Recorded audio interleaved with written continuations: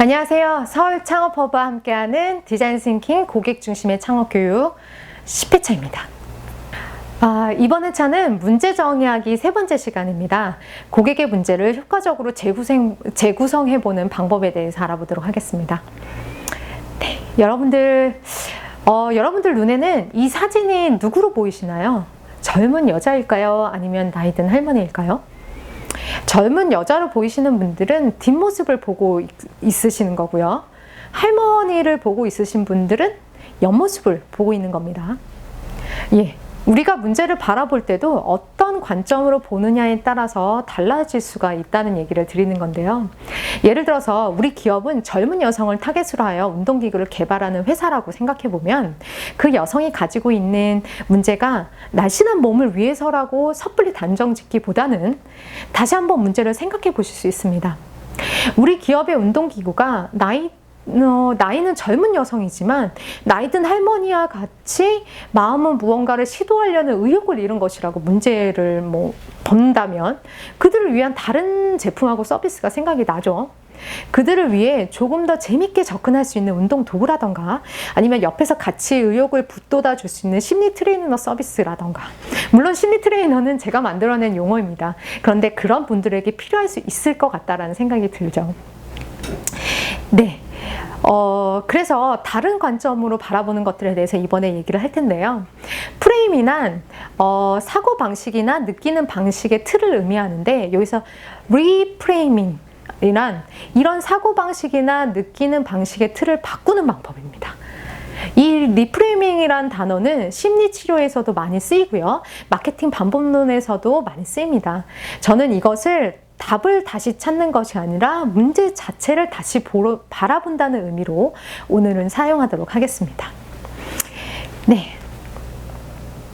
자, 마차가 나와 있어요. 문제 또는 욕구가 뭐지? 라고 한번 생각을 한번 해보시죠.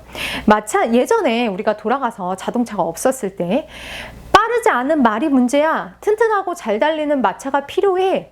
이런 거가 있다고 한다면 사실 문제는 빠르지 않은 말이 문제거나 욕구는 튼튼하고 잘 달리는 마차를 갖고 싶어 이게 아니라 빠르게 효율적으로 이동하고 싶다가 그들이 가지고 있는 문제입니다.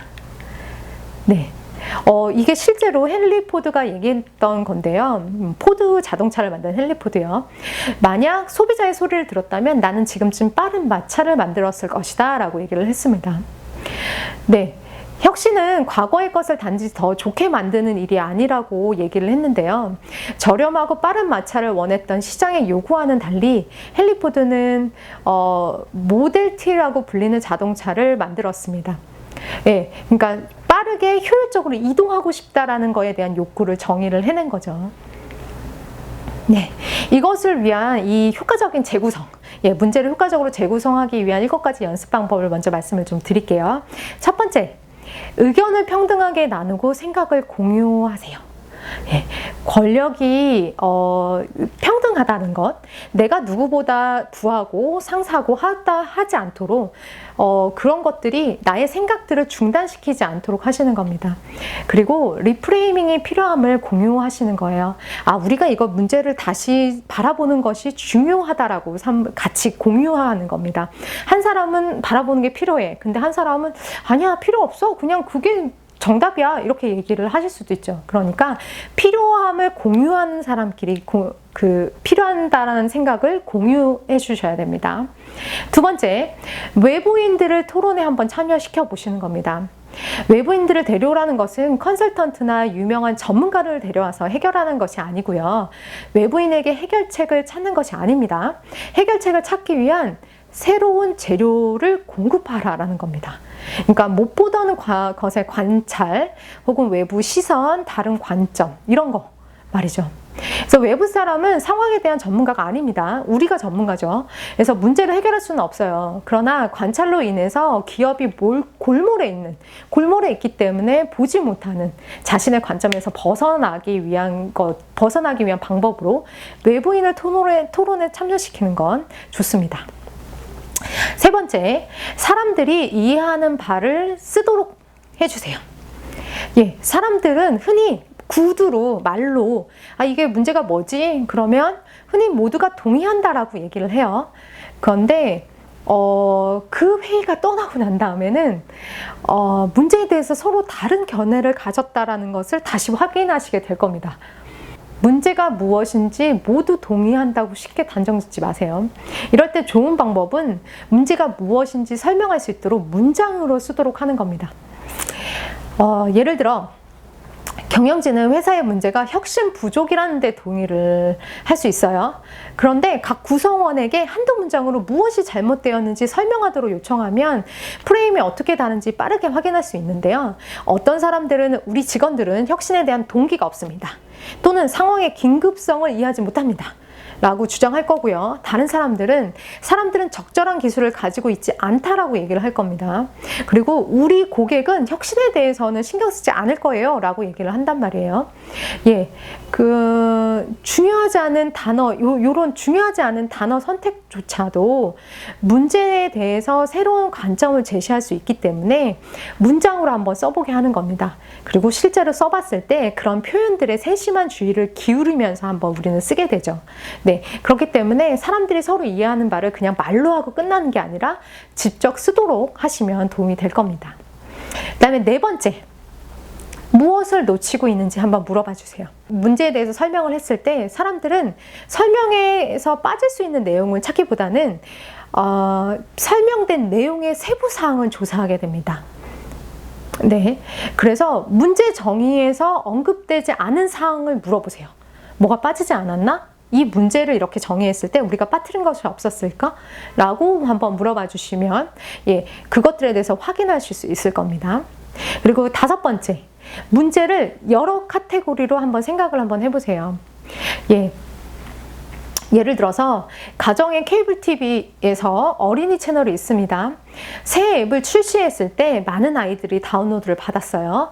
근데 실제 앱을 활성화하려면 기존의 케이블에 TV 서비스에 로그인해야 되는데 그 로그인하는 과정에서 아이들이 중단을 합니다. 앱을 안 받는 거죠. 앱을 활성화하지 않는 거죠. 이게 프로세스의 문제라고 처음에 생각을 했어요. 프로세스를 덜 복잡하게 만들어야 되겠다. 아이들이니까. 그래서 이건 아이들의 행동에 대해만 한번 생각을 한 거죠. 그런데 카테고리, 범주를 좀 다르게 생각했습니다. 아이들의 행동이 아니라 아이들의 감정에 대해서 한번 생각을 해보겠다. 그랬더니 다른 문제가 보이기 시작했습니다. 뭐냐면 아이들에게 암호 요청, 앱을 활성화하기 위한 암호 요청을 하는 거는 해서는 안 되는 일과 동일하죠. 네. 암호 요청을 뭔가 하는 거는 지불해야 된다. 이건 엄마 허락받아야 된다. 막 이런 느낌이 들잖아요. 그래서 아이들이 그게 금지의 영역이라고 생각이 들었던 거예요. 그래서 등록을 하지 않았던 거죠.